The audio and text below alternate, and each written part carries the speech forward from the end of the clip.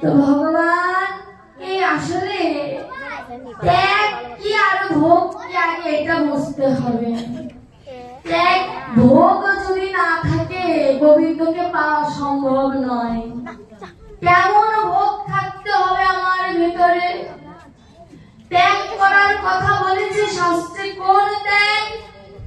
কামনা বাসনা মোহ ত্যাগ করতে বলেছে।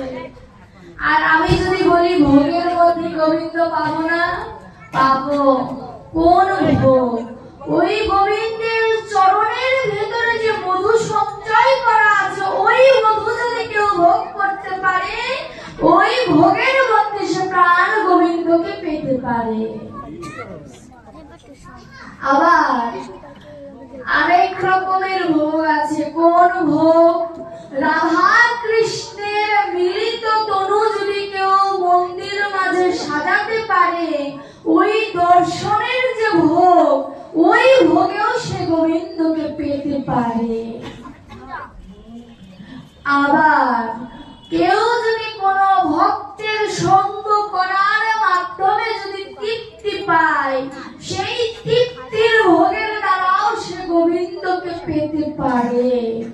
আবার কেউ যদি গুরুর সঙ্গ করে যোগ্য শিষ্য হতে পারে, ওই ভোগের মধ্যেও সে প্রাণ গোবিন্দকে পেতে পারে। তাহলে ভোগের মধ্যেও গোবিন্দ মেলে।